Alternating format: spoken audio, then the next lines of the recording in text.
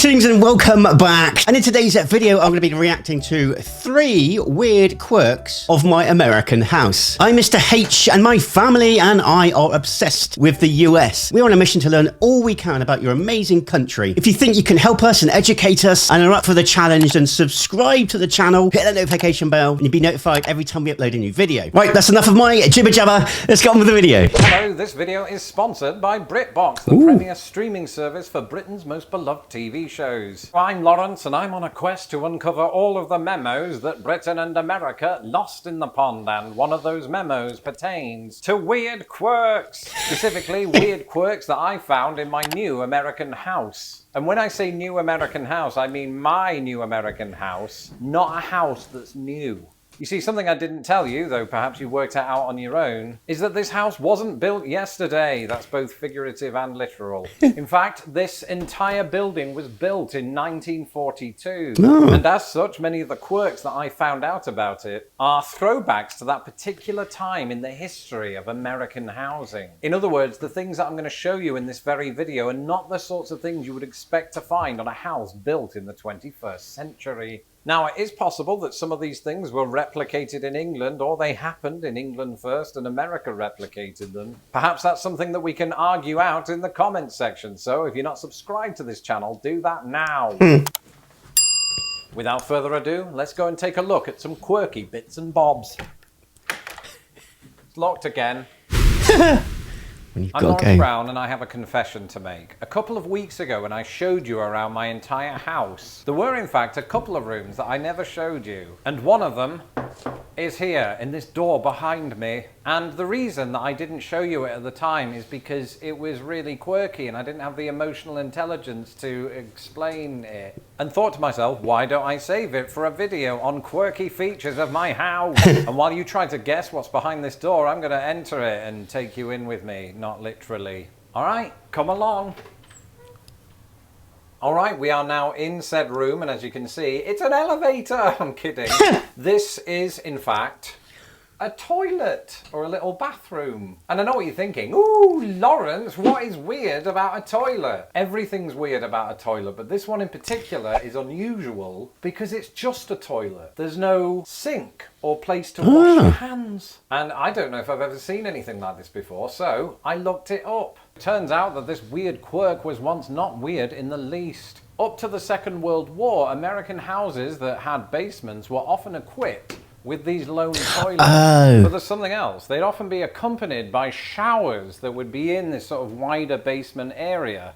Interestingly enough, my particular basement doesn't seem to have had one of those showers, but this basement does have something that those lone toilets were also often accompanied by, and that's the laundry room that I showed you the other day. And finally, having used the toilet and expertly opened the door without touching the door handle, you then walk all the way over here to this very, very beautiful sink. And I've since learned that this combination of things, a lone toilet, a shower and a laundry room, are especially common in old 20th century basements in Pittsburgh. Why is that, Laurence? Well, the story goes that this entire setup was used by steel workers. Oh, wow. After a long, grueling day at work, they would come home, enter through perhaps a side door or a different entrance to the main house. They'd go downstairs, maybe use the toilet, pop their dirty work clothes into the laundry machine, have a shower, Bob's your uncle, they're clean, and then they can go upstairs into the main part of the house without dirtying the rest of the house. These days, things are quite a bit different. That lone toilet is a place that I can go for 40 minutes to think thoughts such as, how will I feel when I get to 1 million subscribers? Or how does the people's elbow hurt more than a regular elbow?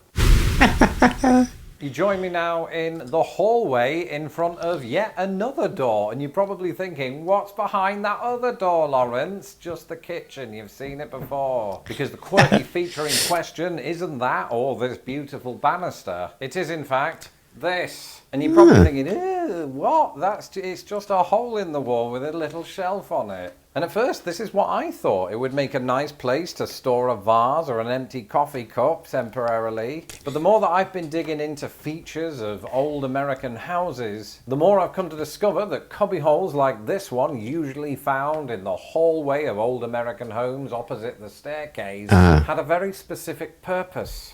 And that purpose was a place to store your phone. And remember, this is the first half of the 20th century, so we're not talking about phones like this, but initially those big old landline phones. And these were once so common in American houses that they even had a name. It's typically referred to as a phone niche, or a niche, as some Americans might say. It's interesting. Growing up, our telephone was in the hallway, almost near the front door of the house. Let me know in the comments below, did you have a telephone in the hallway? We don't actually have a telephone here, or a landline, purely because we use our mobiles all the time, or cell phone. But yeah, let me know in the comments below. And if you are enjoying this one, don't forget to drop a like, you bloody legends. And homeowners would have to just come to this very specific part of the house to receive or make a phone call. However, in post-World War II America, new houses didn't really feature this anymore, and in the day and age of smartphone technology, I've no need for a landline. This is particularly great news for my cat, though, who seems to have claimed the spot as his own. I can see myself finding him here in the middle of the night, broodily gazing into the distance like an intergalactic antagonist torn between feelings of affection for his father and the unrelenting desire to betray him. But it's chilling to think that millions of people, now long gone, perhaps never imagined a world in which this once common feature would become obsolete. Such is life. I dare say we're doing the same thing right now with laptop computers and Taco Bell.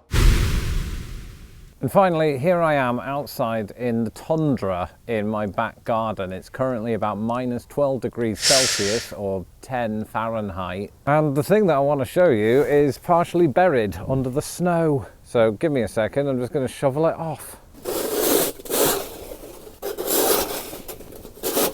Underneath this slab is what looks like a kind of drain lid, but it's not a drain lid. It is a lid that's covering a sealed off coal chute. That's right, before World War II, many, if not most, American homes were heated using not natural gas, but coal. Believe it or not, coal delivery men would go door to door to replenish each house's stock. Wow. Sort of like when a milkman brings you milk or Capital One brings you free toilet paper. It would be delivered into a coal chute, like the one out in my yard, and often arriving down that chute into the basement. Wow. Where the homeowners would then shovel it into the furnace. And I've got to say, coal chutes are cool shit.